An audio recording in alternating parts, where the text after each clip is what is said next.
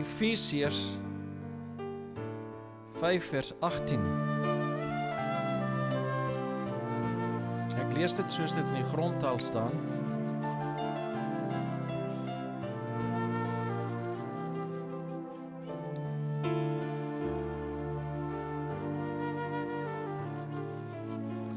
Moenie dronk word van wyn nie. Daarin is losbandigheid. Maar word voortdurend met die Gees vervul.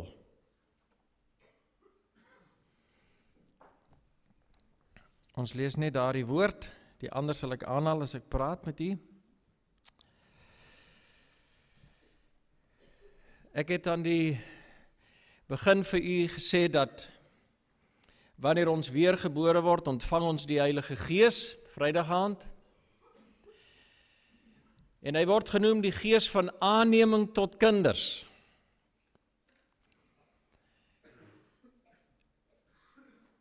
En ek het ook gesê dat op 'n later stadium dat die Heilige Gees ons in die hele waarheid wil lei en dat dit beteken dat ons al die waarhede van die woord in 'n balans met mekaar moet verstaan.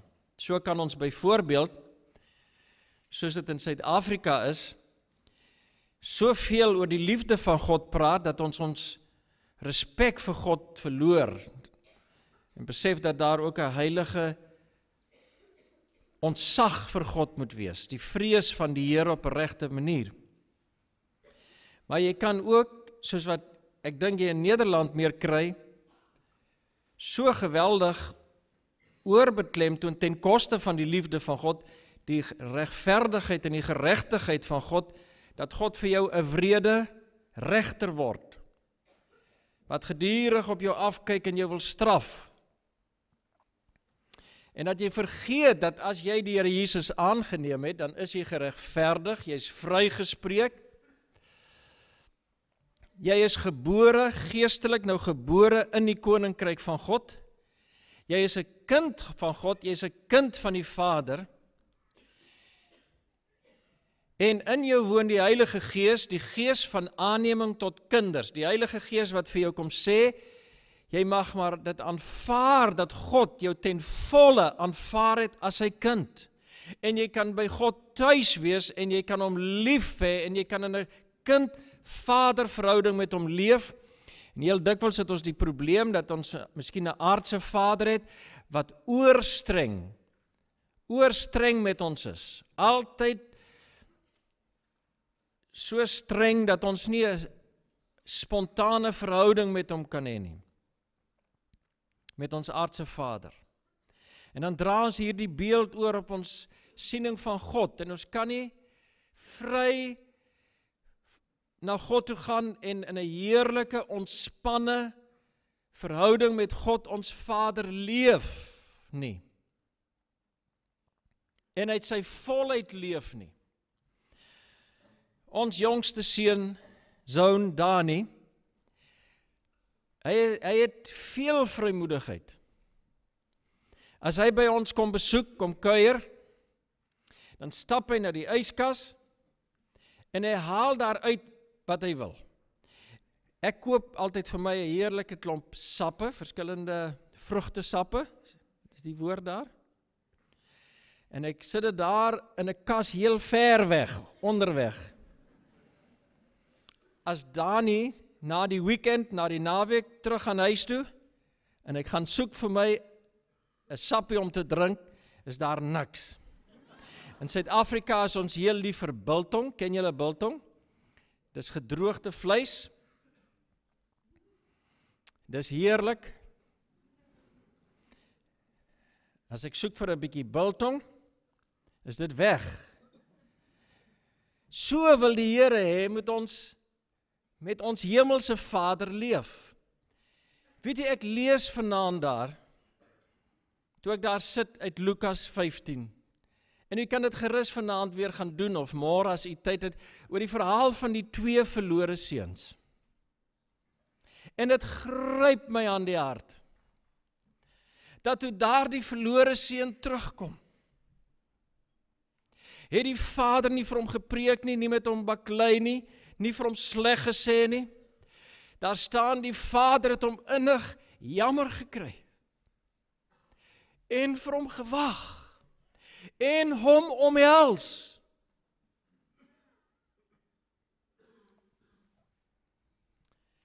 En hy sê, bring die beste kleed en trek hom dit aan. Sit die ring aan sy vinger wat sê, hy is my seun, my zoon. En skoene aan sy voete. Hy kan weer vir my werk. En dan staan die oudste zoon, die oudste seun buite, en hy's kwaad. Daar is geen blydskap in sy hart, geen vreugde, oor sy verlore broer wat teruggekom het nie.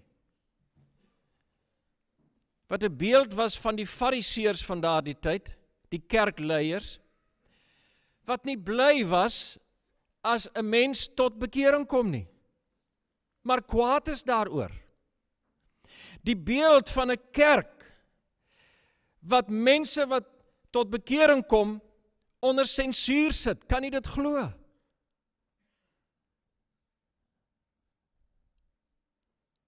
En dan gaan die vader uit na die oudste zoon, en hy sê vir hom hierdie woorde, dit het my so getref vanaand.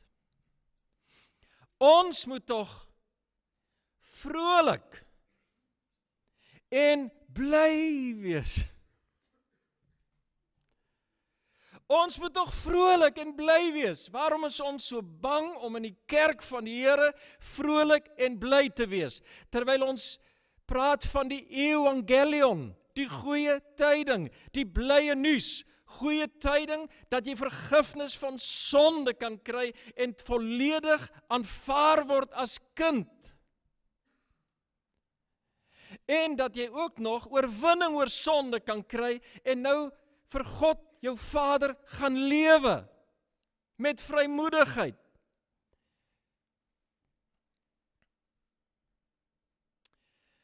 Paulus bid in Efesiërs hoofstuk 3 vanaf vers 14 vir die Christene van die vroeë kerk, dan bid hy. Hy sê, ek buig my knieë voor die Vader van ons Here Jesus Christus. Hy noem hom Vader, en dan bid hy dat hulle oë tog geopen sal word, om die wydheid en die hoogte en die diepte van die liefde van God te mag ken, en die liefde van Christus.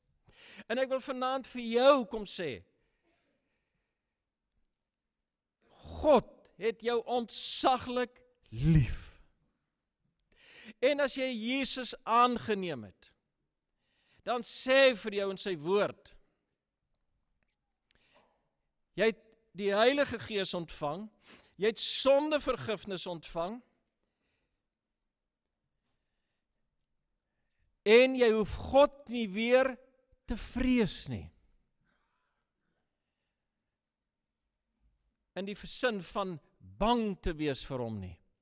Romeine 8 vers 15, en ons het nie die Gees ontvang wat ons weer, hoor nou mooi, dit my so getref vanaand, weer laat vrees nie. Dit is nie die Gees van God wat nadat jy Jesus aangeneem het, God jou aanvaar het as sy kind volgens die woord, want hy wat na my toe kom sal ek nooit uitwerp nie, jou daarna weer laat vrees nie. Dit is nie die Gees van God nie, dit is 'n ander Gees. Want die Heilige Gees is die Gees van aanneming tot kinders, wat sê dat jy, as jy Christus Jesus aangeneem het, vertrou op dit wat hy aan die kruis vir jou gedoen het, het hy jou aangeneem as sy kind volgens God se regstelsel. Johannes 1 vers 12 sê, maar almal wat hom aangeneem het, aan hulle het hy die reg, die exousia, die gesag van God as regter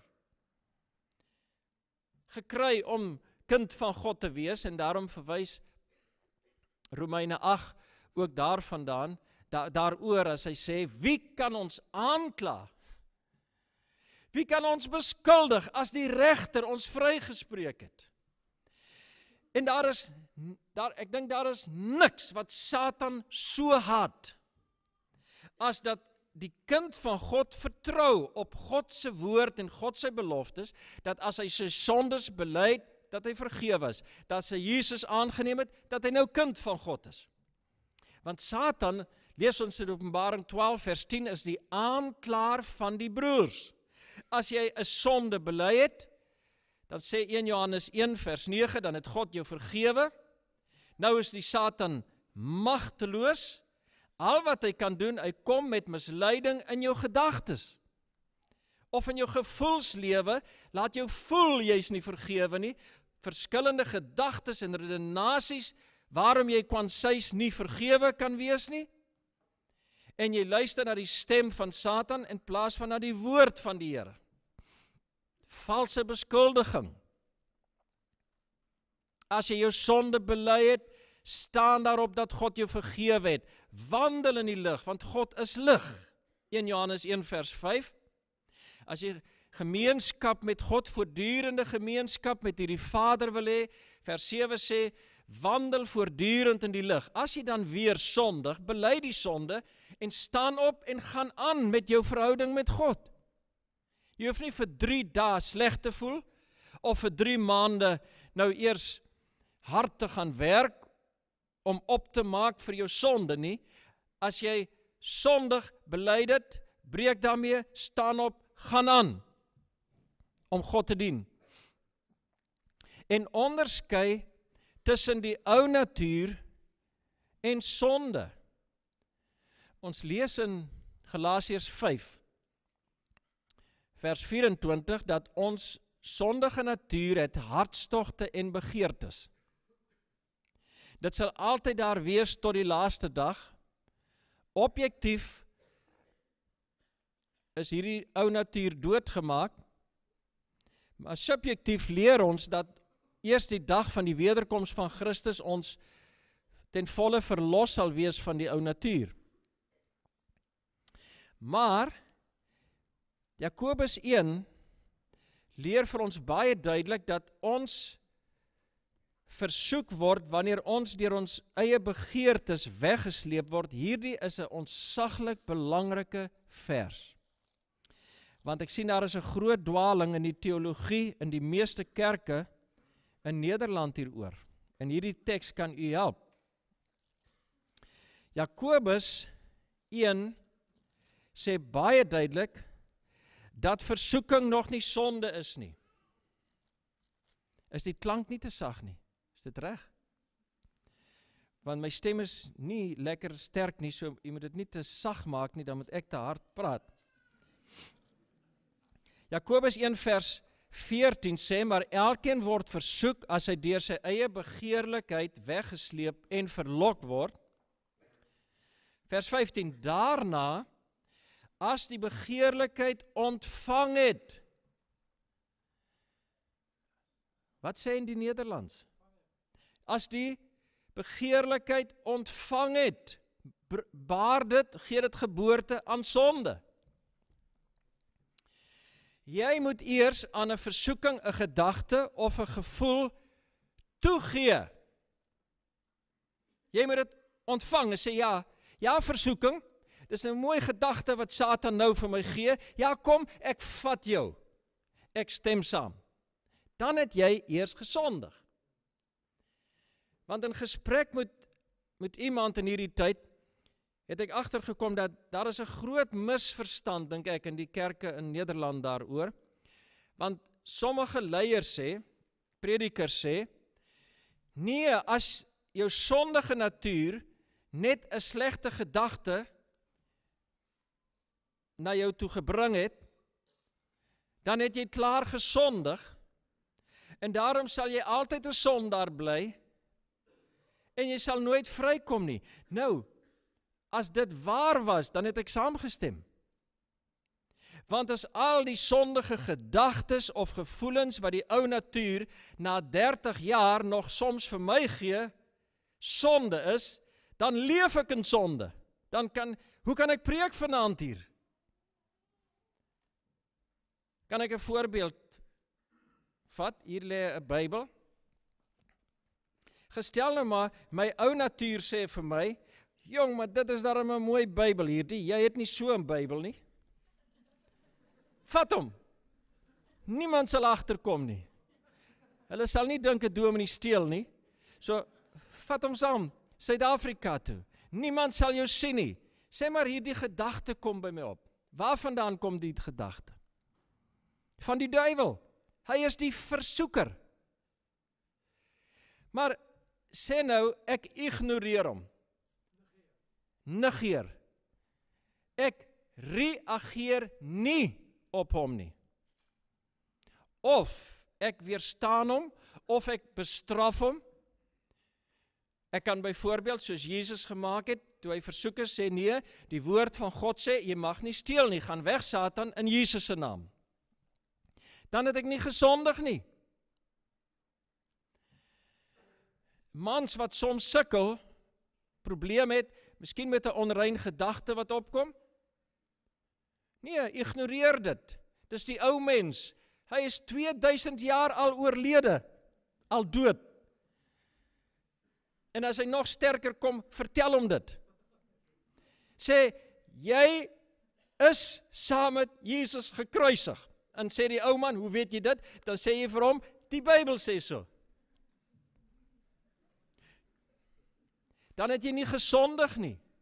Maar as die versoeking kom, sê maar 'n meisie of 'n dame wat nie goed gekleed is nie, en jy sien en jy kyk weg, en hier kom die gedagte, kyk mooi en kyk goed hoor.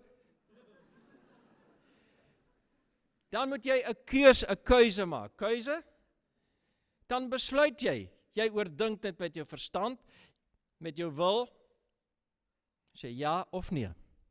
As ek nee sê en ek stap weg, het ek nie gesondig nie.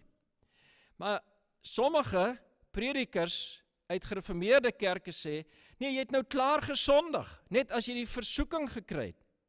En daarom sê hulle, kan geen Christen oorwinnend oor sonde leef nie. Maar daar kom die wortel van hierdie hele probleem, dat daar in Nederland gepreek word, jy kan nooit oorwinnend oor alle sondes leef nie, sê hulle. Wat bedoel ons as ons sê, jy kan oorwinnend leef? Ons bedoel dat jy kan oorwinnend leef oor alle bewuste sondes.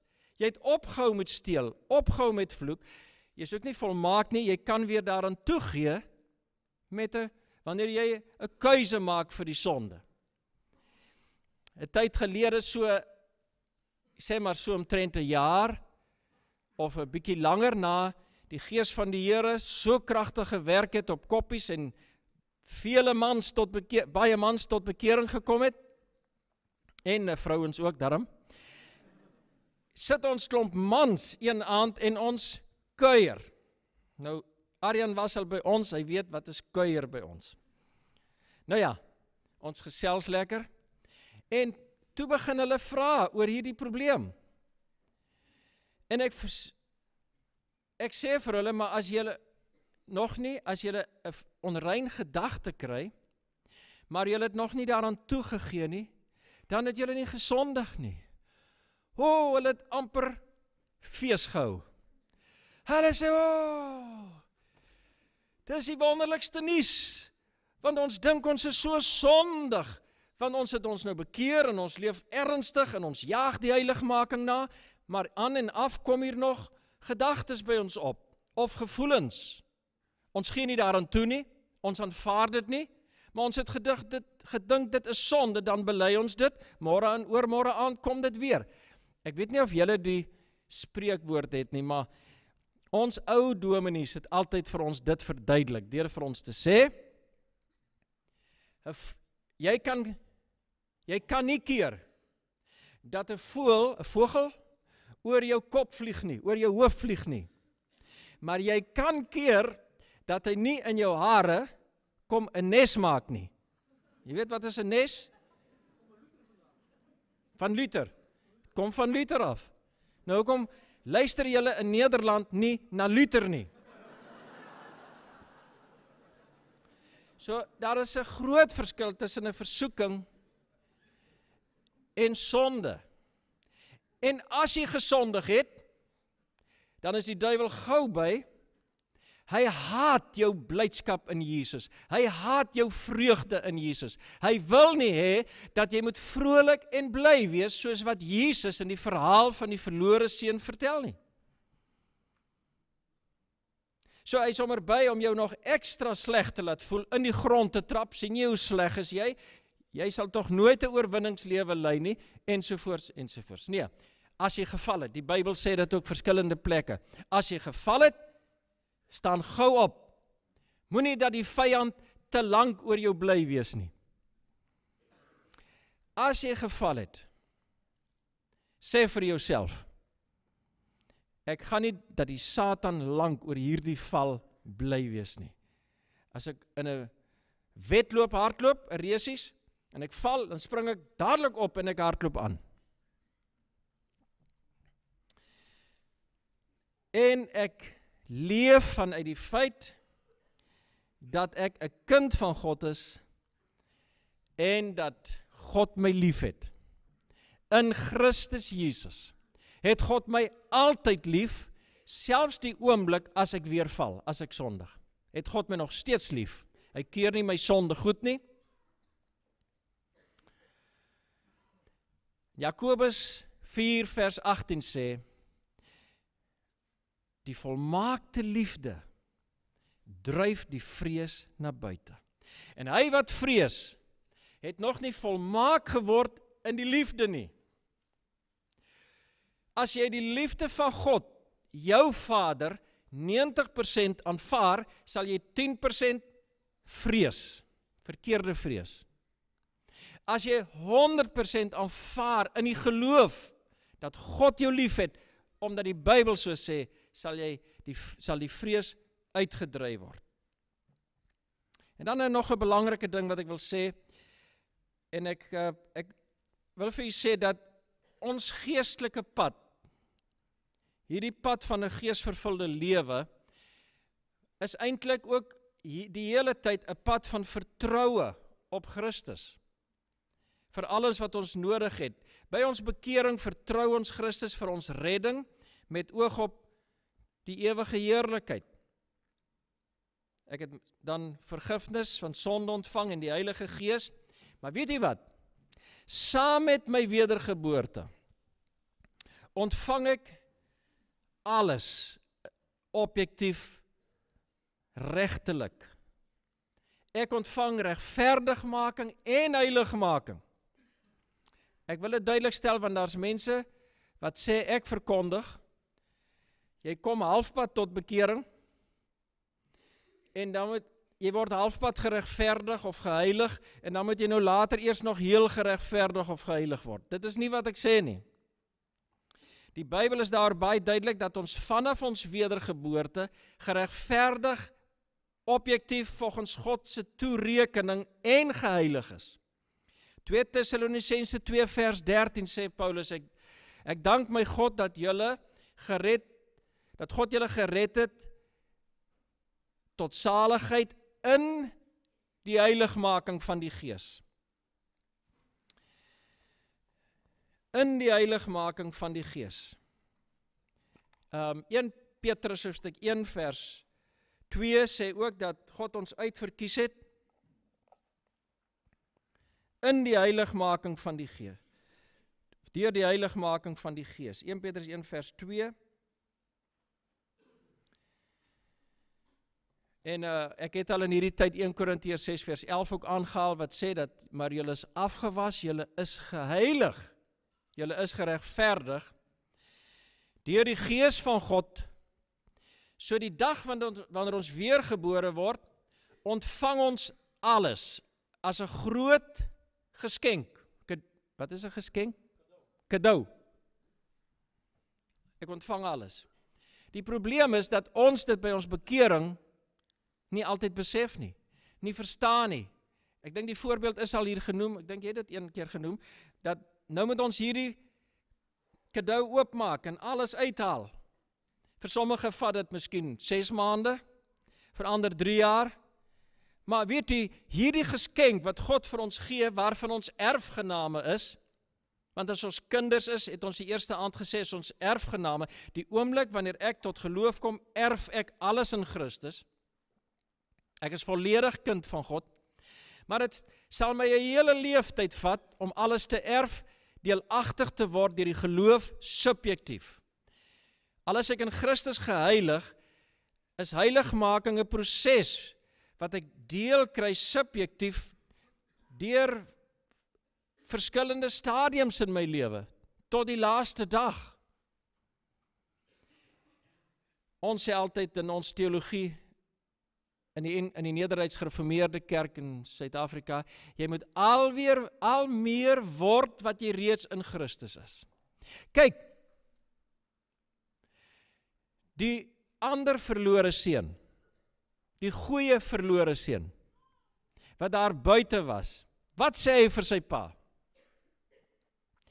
Pa, ek dien u al hoeveel jare, en u het nog nooit vir my 'n bokkie gegee nie, 'n geit. Hy is maar klein. Maar u slag die groot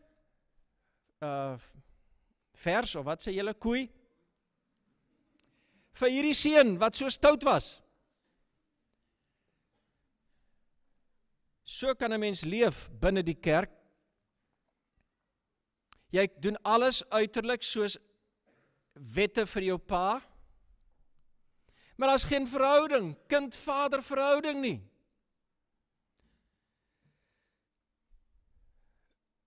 Jy moet eerstens kind van God word, tuis kom in die vaderhuis.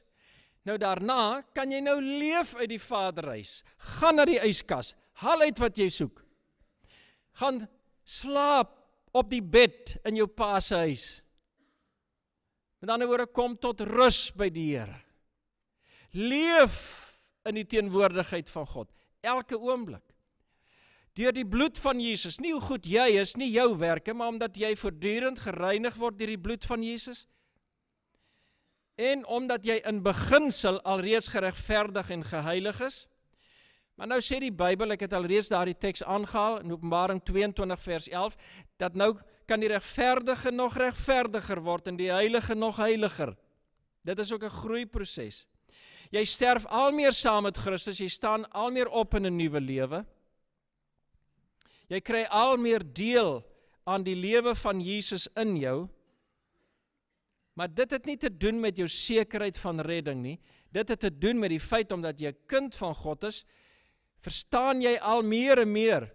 Eendag kom jy dalk daar in jou pa se huis, en jy kom in die studeerkamer, en daar in die een kas, kry jy miskien die sjokolade, wat jou pa partykeer wegsteek, en jy het nooit geweet daarvan nie, en jy eet hierdie sjokolade, want jou pa het gesê, wat sê Jesus in hierdie verhaal, vir die ouer broer, van die verlore seun, kan jy onthou? Dis die mooiste woorde, weet jy, dis van die mooiste woorde vir my in die Bybel, ja? Sê bietjie weer. My kind, alles wat myne is joune.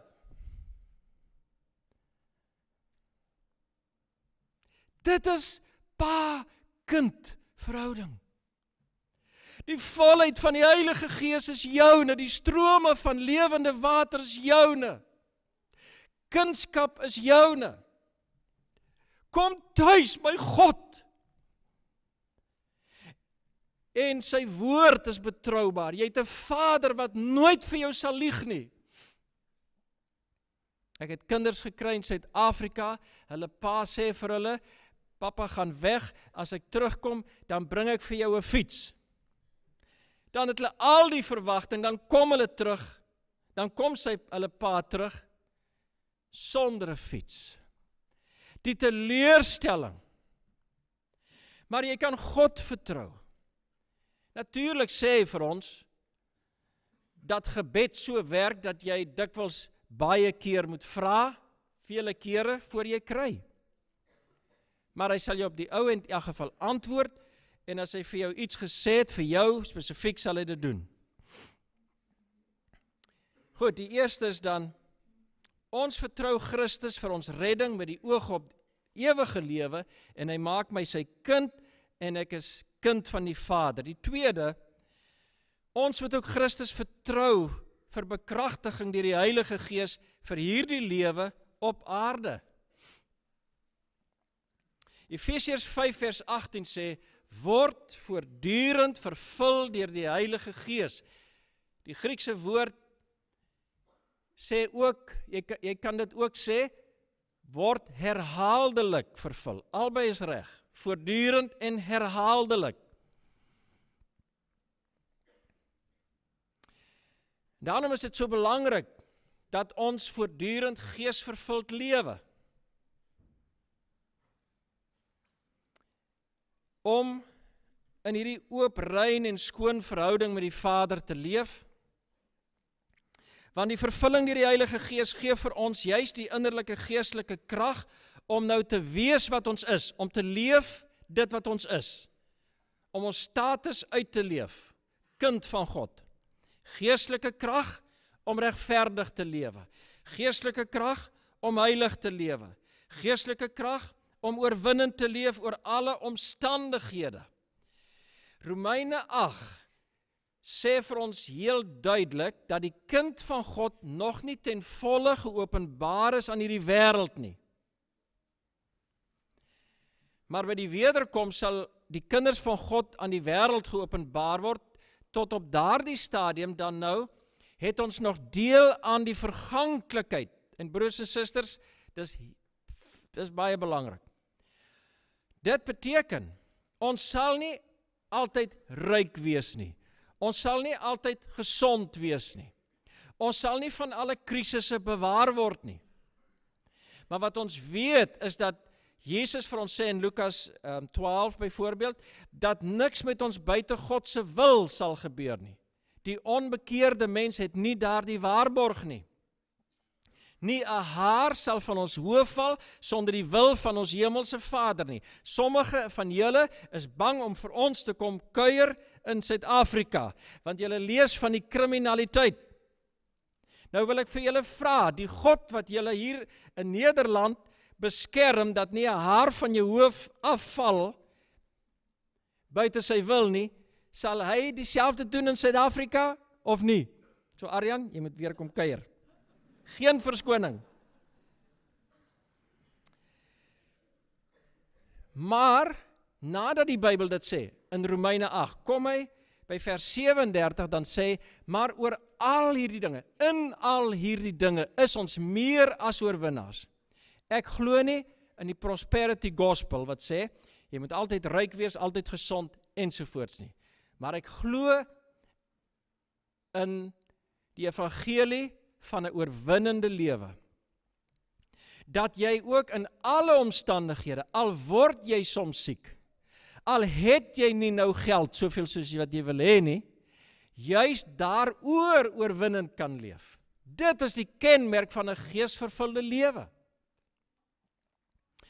Hoor mooi wat ek sê, ek praat nie teen tale nie, ek sê net weer.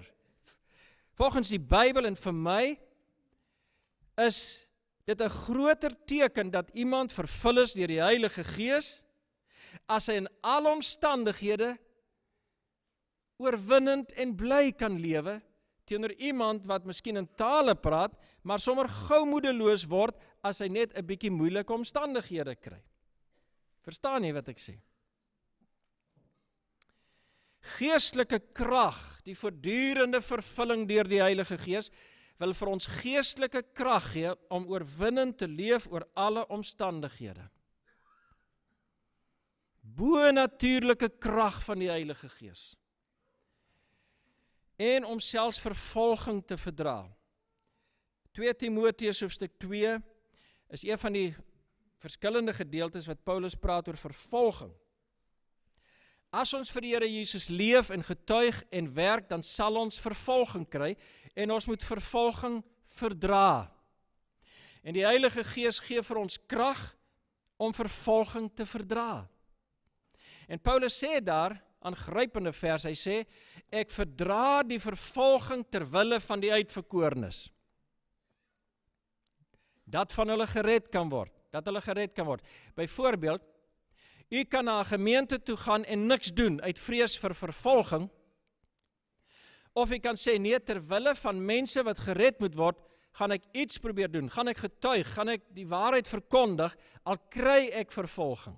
En as ek vervolging kry, dan vertrou ek die Here dat hy my ook daarin sal dra.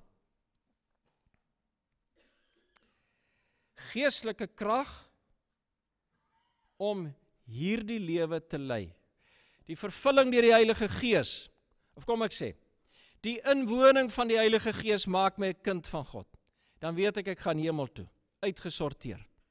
Ek sal dit net nog sê, die wedergeboorte is eenmaal afgehandel. In Suid-Afrika kry jy nou soms predikers wat preek en sê, dit klink vreeslik mooi, maar is nie waar nie.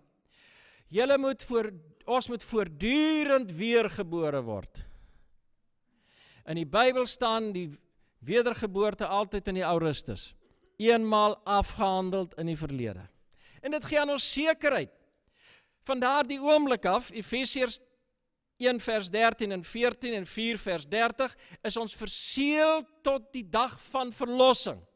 Hou daaraan vas. Hoe weet jy dit? Die Bybel sê so.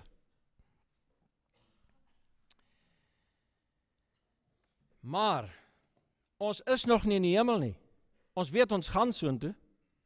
Maar ons moet nog 'n hele lewe hier op aarde leef, waar die duiwel en die vlees en die sonde ons nog wil aanval. En ons is nog in 'n stryd gewikkel.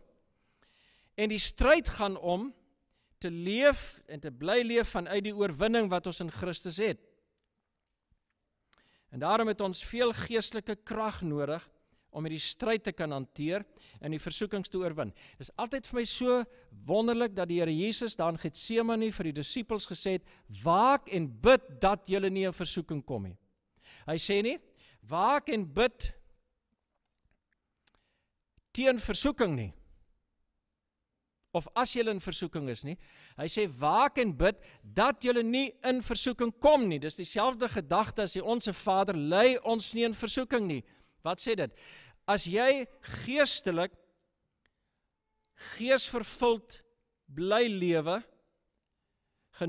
as jy bid soos wat jy moet bid, vanuit die woord leef soos jy vanuit die woord moet leef, en ek gaan dit nou verduidelik, dan is dit asof die Here jou optel bokant versoeking. Ek ondervind dit so dikwels in my geestelike lewe, maar as ek vervlou in my geestelike lewe, minder bid, minder die woord lees, minder gemeenskap met ander Christen het, minder getuig en werk vir die Here, dan begin my geestelike lewe afsak, dan is dit asof al die versoekings wat voor my bekering daar was, weer terugkom, sterker.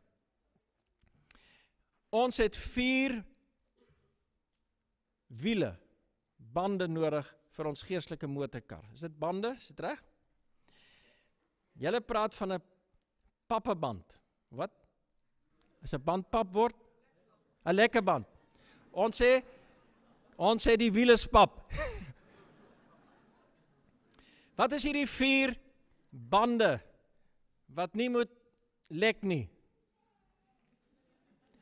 Heel vinnig, die eerste is die woord van die Here. Tyd maak met die woord van die Here. Waarom? Omdat Hebreërs 4 vers 12 sê dat die woord is kragtig. Dit beteken die woord gee vir ons energies. Dis 'n wonderlike ding.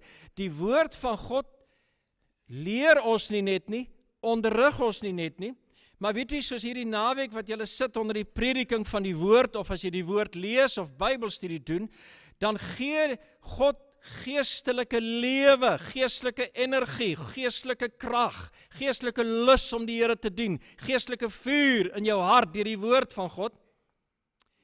En baie, baie interessant dat dieselfde gesê word oor gebed. Jakobus 5 vers 16, die gebed van 'n regverdige krag het groot energies. Veel gebed gee geestelike lewe in jou, maak jou geestelik sterk.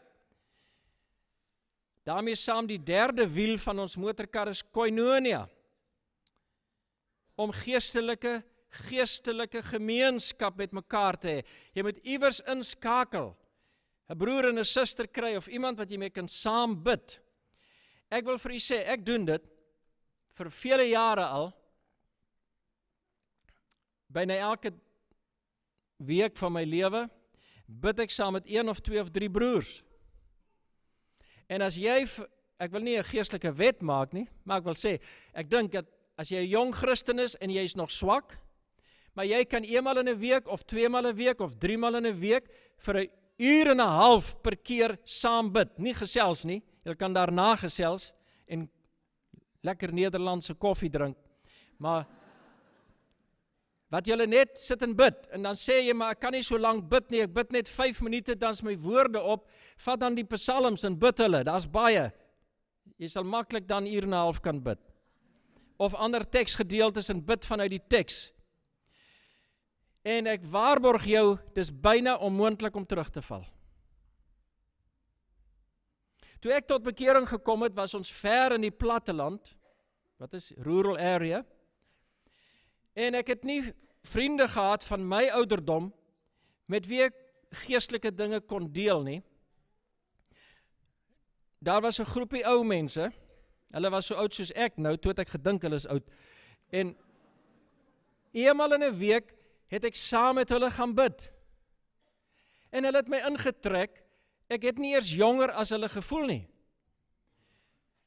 en dit het my gedra, hierdie feit dat ek ingeskakel het by 'n groep kinders van die Here, wat God in die gees dien, volgens die Bybel. En die 4de wiel van hierdie auto, ons geestelike auto is, om te getuig en te werk vir die Here. Doen iets vir die Here. Dit is vir my so wonderlik, kyk vir Micha wat die gawe het van computers, hoe sit hulle daar? Hulle doen iets vir die Here, die persoon wat met die kamera hier werk, ander wat betrokke is, werk vir die Here, moenie ledig word, moenie passief wees, en soos Dawid daar, by die lekker amper sê ek pastorie, by Dawid se paleis, sit hy daarbo, en hy kyk af, waar moes Dawid gewees het? Saam met die soldate. As jy hierdie 4 geestelike bande van jou geestelike auto reghou, is dit byna onmoontlik dat jy geestelik agteruit kan gaan. Want God werk deur middele en veral dan deur die woord van God en deur gebed. Skakel in by Bybelstudies. Bestel vir jou Sydes. Ek wil regtig vir u sê, as u nie vanmiddag by Dr. Willie McLeod se lesing, se boodskap was oor die volheidslewe nie, bestel hom. Luister hom 5 keer op pad, want die sielkundige sê, hulle sê soms die waarheid, hulle sê dat as jy iets net hoor, onthou jy 20%, maal 5 is 100%. So, as jy dit 5 keer geluister het, sal jy dit onthou. En so gee jy vir jou siel die woord wat groei in jou, wat jou sterk maak. Ek preek heel veel in Suid-Afrika oral rond aanhoudend, en ek ry gelukkig heel veel rond, en dan luister ek ander predikers se preke. En ek drink dit in. Ek doen moeite om daarby uit te kom. So, 'n voortdurende geesvervulde lewe moet onderhou word, ook deur hierdie mediums wat God gee, van die woord van God te lees, en oordink en te bestudeer, veel gebed, alleen en saam met ander, en geestelike koinonia met vriende. Ek onthou toe ek 'n jong Christen was, dat ek soms so versoek was deur die duiwel, om terug te val in sonde, toe ek op universiteit was, my eerste 3 jaar. Maar ek het mansvriende gehad, wat ook die Here gedien het. En ons het soms saam gebid, soms net saam gepraat oor die dinge van die Here, en as ek daar weggaan, dan is die versoeking ook sommer weg. Dan is ek weer versterk, dan is ek weer bemoedig. Ons bring ons by die 3de punt. Vertrou Christus vir sorg en voorsiening vir ook vir die liggaamlike en materiële dinge. Ek wil vir u so vinnig sê dat ek stem nie saam met mense wat sê vanuit Jesaja 53 vers 5 dat genesing ook ingesluit is by ons verlossing, net soos die vergifnis van sonde of die regverdigmaking nie. Daarmee sê ek nie dat God nog mense genees nie, verseker, die Here het my verskillende kere genees. Maar ek sê net, jy kan nie vir mense sê vanuit die skrif, dink ek persoonlik, God wil alle mense genees en alle siektes van die duiwel af nie. Dis nie so eenvoudig soos dit nie. Ons liggame se volle verlossing kom eers by die wederkoms. Maar die Bybel is daar baie duidelik dat God ook 'n mens kan genees, maar mense kan ook siek word as hulle kinders van die Here is, en selfs ook op die ou end kan 'n mens sterf. En wat sê die Bybel vir ons oor finansiële goed? Daar's 'n goue reël, Matteus 6 vers 33, ken nie, gaan nie te lank daaroor praat nie. Soek eers die koninkryk van God en sy geregtigheid, en al die ander dinge sal vir jou bygevoeg word. Ons het vanaand hier in 'n getuienis gehoor van 'n dame wat getuig hoe dat die Here van haar elke praktiese ding gevra het, gee dit oor, vertrou hom. En weet u hoe min Christene is daar wat wel, hoor nou mooi, die Here vertrou vir hulle ewige saligheid, maar wat hom nie kan vertrou om vir hulle finansiëel te sorg op aarde nie. In Suid-Afrika het manne wat hulle werk verloor het weens die nuwe Suid-Afrika se situasie daar, hulle gesinne gaan doodskiet. Daar's kinders van die Here in Suid-Afrika wat neerslagtig raak as hulle werk verloor. Ek het so 'n vriend. En die Here moes hom eers vrymaak van sy vertroue op 'n sekulêre werk vir inkomste, en toe hy dit oorgee en vrykom, toe gee die Here weer vir hom sy werk terug. Dit is so dikwels 'n afgod in ons lewe. En ons kan nie vervul word deur die Heilige Gees nie. Jesus sê, soek eers die koninkryk van God. Stel die Here, die koning eerste, en sy geregtigheid, dit beteken om reg te lewe volgens sy wil. Verder gee hy alles oor aan hom. Hy sê, wat jy nodig het, sal hy vir jou byvoeg. En hier staan ek kan dit getuig. As vele jare wat ek sonder enige inkomste geleef het, Dr. Willie leef sonder 'n inkomste van 'n kerkraad of iets, die Here sorg vir hom. Ek kan vir u ure vanaand daaroor vertel. Wonderlike verhale hoe jy God se voorsiening ondervind. Toe ek in die begin van die jaar Amerika toe gegaan het, toe kom ek terug en ek skuld is ek wil hierdie getuienis vir u gee om net te om te vertel hoe getrou is die Here. Toe het ek nog 'n skuld in die bank, want jy kan ook leen volgens die Bybel, interessant, maar dan moet jy binne God se wil leen. As Christen in Suid-Afrika wat sê, jy mag nie leen nie, mag nie polis sê nie, ensovoorts. Maar vertrou jy nie die Here nie, dis nie waar nie. Dit hang af hoe God met jou werk. As God vir jou sê, moenie 'n polis uitneem nie, dan doen jy dit nie. Maar normaalweg moet jy sorg en beplan. Maar die Here het my heel duidelik gelei om die geld wat ons gekort het vir ons vliegkaartjies na Amerika te leen by die bank. Toe ek terugkom, voorsien die Here dit nie terug nie, en ek bid daarvoor, eerste maand, tweede maand, derde maand. By daardie tyd was ons dogter in 'n ernstige auto-ongeluk, en ek moes ook vir haar sorg, en ek sorg nog steeds vir haar. Op die ou end skuld ek die bank R20.000. En toe begin ek bid. Nou het ek 3 maande al gebid, niks gebeur nie. Filippense 4, vers 6 en 7 sê ons moet bid, smeek, en as ons deurbid, sal ons begin ondervind, die las gaan weg, ek kry vrede, en 'n vrede wat alle verstand te bowe gaan, sal my hart en my gedagtes vul, en dan weet ek het deurgebid, en God sal my antwoord, of hy sal dit net voorsien. En so het ek gebid, toe eendag heel ernstig vir die Here gesê, Here, dis nou 3 maande wat ek bid, die R12.000 wat ek geskuld het nou al 20.000 geword. U moet asseblief vir my R20.000 voorsien, ek het dit regtig nodig, Here. En is asof ek 'n vrede kry. Vrede in my hart, vrede in my verstand. paar dae daarna kontak iemand my wat jare gelede met my ook kontak gehad het, kom vir berading en ons het 'n gesprek, en die persoon stap uit, en 'n paar dae daarna stuur hy vir my 'n SMS. Die Here het my gelei, ek het vir hom niks gesê nie, die Here het my gelei om R20.000 in jou rekening in te betaal. Toe sê ek vir die Here, toe sê ek vir Trudy, ek is so bly, ek het R20.000 gevra, en nie R19.000.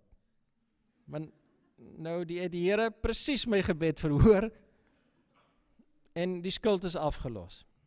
Kom met vrymoedigheid na God, kom herhaaldelik in die gebed. Ek glo heel wat daarin, daar is lesings van my daaroor, so ek gaan nie veel daaroor sê nie, maar heel veel mense mis die zuigen van God in gebed, omdat hulle nooit geleer het om iets deur te bid nie. Lukas 11 vra die disippels vir die Here Jesus, leer ons bid, dan leer hy vir hulle die Onse Vader, dat dit moet eers oor God gaan, in die Onse Vader en sy koninkryk, maar dan kan jy ook jou eie behoeftes na die Here bring. Gee ons vandag ons daaglikse brood, en dan bid jy ook vir die geestelike stryd, verlos ons van die bose. So, net so terloops, Filippense 4, vers 6 dat ek vergeet om vir u te sê, bring al julle behoeftes, in die Grieks, behoeftes na die Here, alles, maak dit bekend, en dan sal julle, dit kom daarop neer, wees oor niks besorg nie, maar bring al julle behoeftes. Ons kan leer om oor alles te bid, klein dinge en groot dinge, en dan moet ons dit deurbid. In die Lukas 11 gaan die Here Jesus dan verder, in vers 9 en 10 dan sê, in die Grieks, hy wat aanhou vra, sal kry, hy wat aanhou soek, sal vind, en vir hom wat aanhou klop, sal oopgemaak word.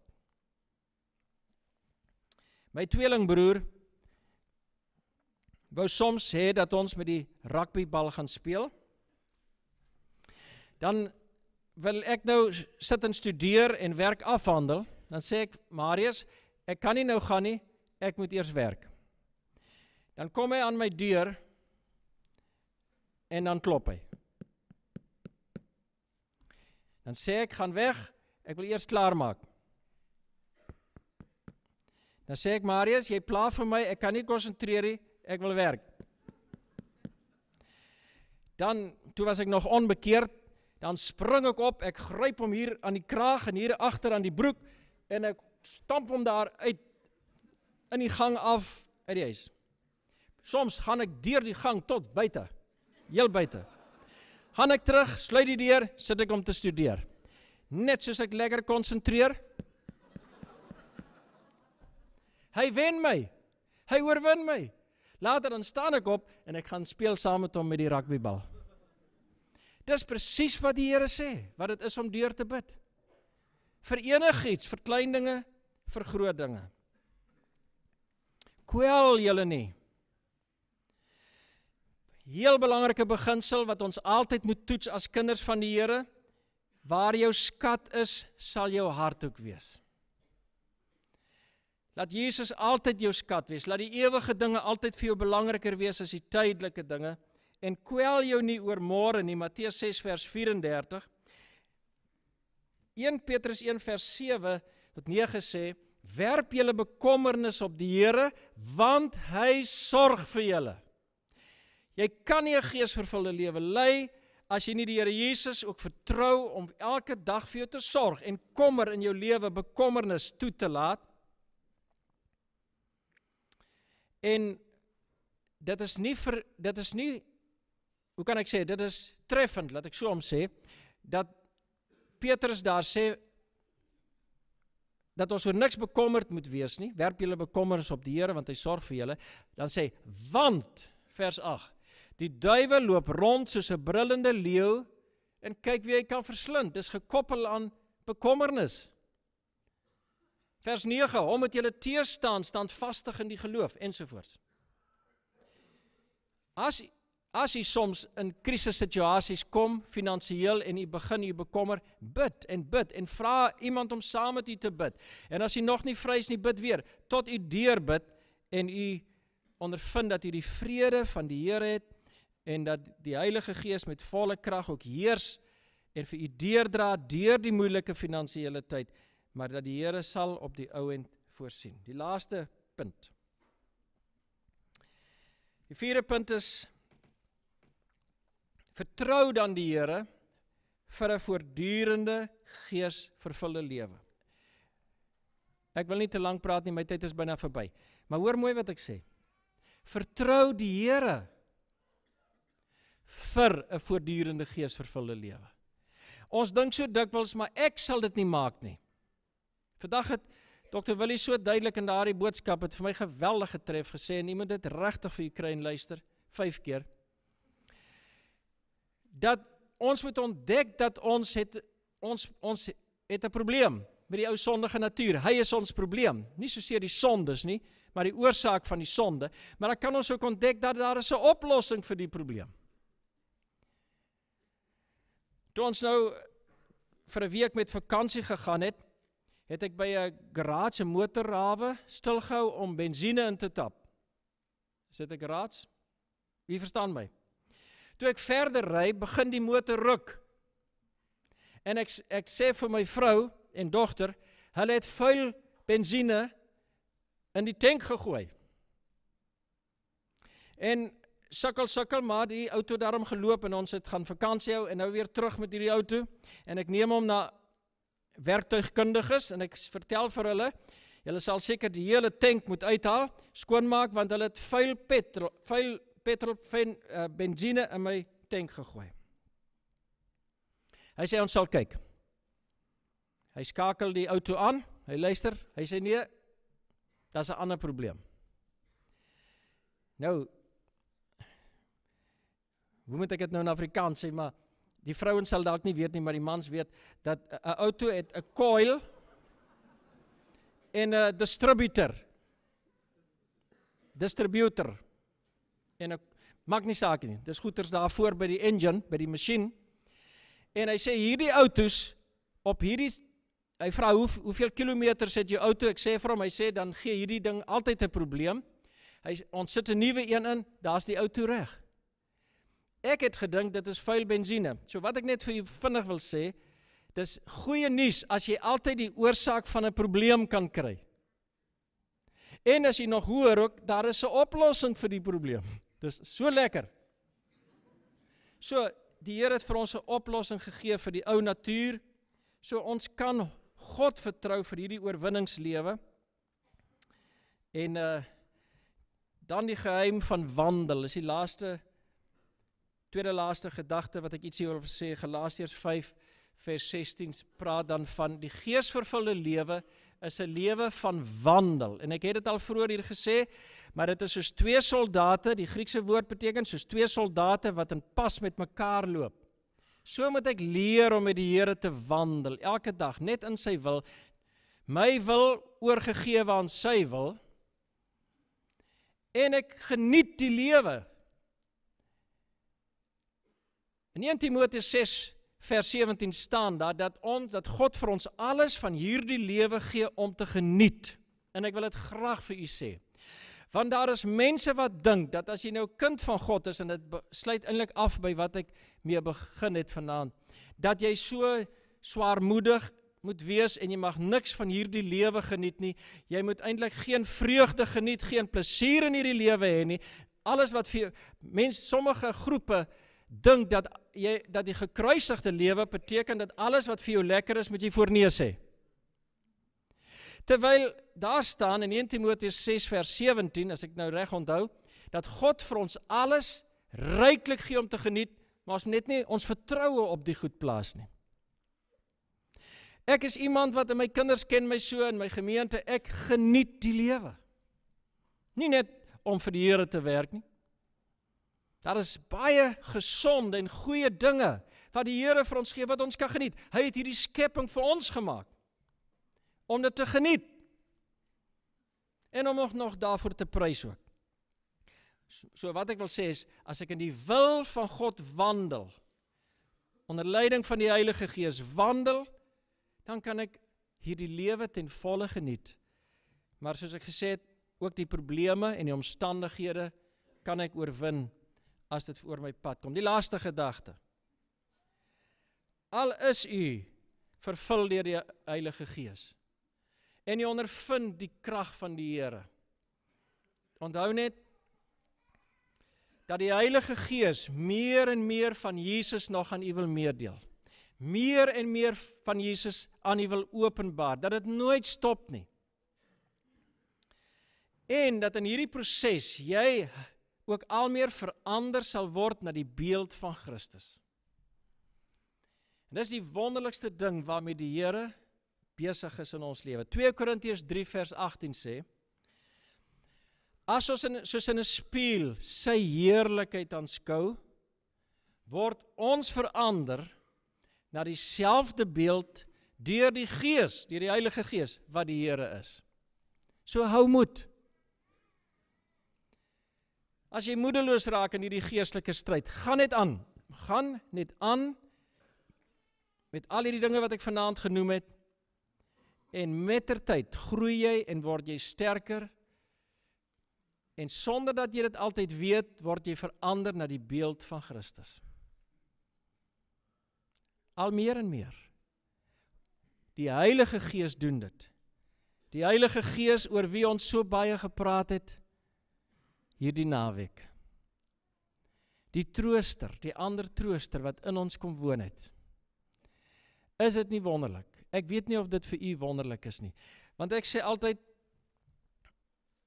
ek is nie 'n ordentlike sondaar wat tot bekering gekom het, soos baie dominees nie. Kyk, jy kry baie dominees, hulle is heel ordentlik al voor hulle bekering, en dan kom hulle tot bekering, dan is hulle nog meer ordentlik. Maar ek was 'n goddelose man, en 'n grove man, julle sê grof. Grove jong man, wild en baklei en, nou ja, laat ek nie alles vertel nie. En ek weet wat die Here in my lewe gedoen het. En ek weet, as ek na myself moet kyk, sal ek seker ook sê, ek het nog maar min gevorder. Maar weet jy, ek weet, en my vertrou is nie daarop nie. My vertrou is nie op hoe ek myself moet verander nie. My vertrou is daarop dat ek 'n kind van die Vader is, dat hy my lief het net soos ek is, en dat hy my sal verander, al meer na sy beeld, en dat ek al meer soos Jesus sal word. Al sien ek dit dalk nie myself nie, sien iemand anders dalk iets daarvan. En hy sal dit met jou ook doen. En ek sluit af met 'n kort verhaaltjie. Die bruin mense by ons kan ons vreeslik geniet, want hulle praat heel snaaks, sê ons Afrikaans. Maar ek was op 'n stadium met 'n groep geestelike werkers gaan praat, en daar was 'n kleurling of 'n bruin dame wat so vol was van die Here Jesus. Weet jy, as sy oor die Here Jesus praat, want hy het alles vir haar geword, dan loop haar trane. Sy het so 'n sagte hart, gebroke hart, sy is so lief vir die Here, en toe sy daar voor staan en getuig en praat, toe is dit asof ek iets van die heerlikheid van die Here uit haar oë en uit haar gesig sien straal. Ek weet nie of jy dit al in mense gesien het nie. Jy kan soms ook die doodsheid van die duiwel in mense se lewe, se oë sien en op hulle gesigte. En die geestelike leier van daardie organisasie sê toe vir haar, vertel vir die mense wat met jou gebeur het, want sy was baie nederig, sy wou nie, en toe vertel sy die storie. 'n Tyd van tevore het 'n dogtertjie vir haar dogtertjie kom kuier en by haar kom sit. Nou ek weet julle ken nie Vaseline nie. Ken julle Vaseline?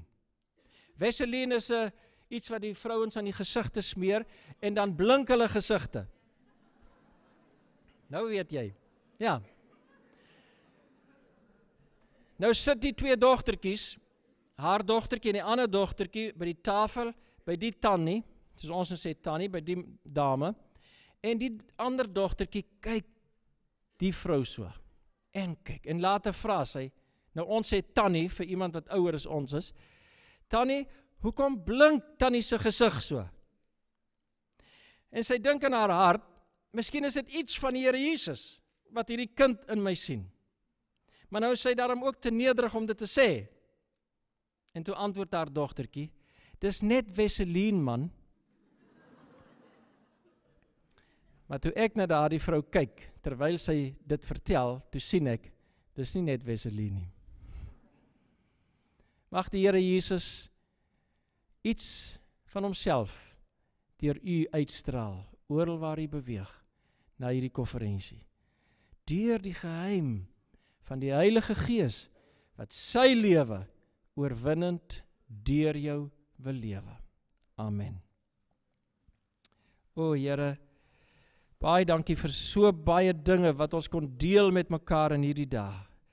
Dankie vir die Heilige Gees se werk in ons harte, en dat ons veral die klem op Jesus kon lê, en dat hy die middelpunt is, en dat die Heilige Gees telkens vir ons terug wil wys na hom toe, dat ons in hom geseën is, gesuigen is met alle geestelike seëninge, suiginge in Christus Jesus. Maar o Here, ons het nog 'n leeftyd om dit te ontdek en deelagtig te word deur die geloof. Dankie. Gee dat dit nie vir ons 'n teologiese kwessie sal wees nie, maar 'n geestelike lewe binne in die huis van God, soos die verlore seun. Daardie verlore seun, zoon, wat die nuwe kleed gekry het, die ring aan sy vinger, en die skoene aan sy voete. En ag Here, gee dat ons tog meer bly sal wees, ook hier in Nederland, oor elke siel wat tot bekering kom. Oor elke kind van God wat deurbreek in 'n lewe van volheid en van blydskap in die Here. Maak u gemeentes, u kerk in Nederland tog soos wat die Here Jesus gesê het. Ons moet tog vrolik en bly wees. Want hierdie seun, hierdie zoon van my was verlore. En hy's gevind. En seun, zoon, alles wat myne is joune.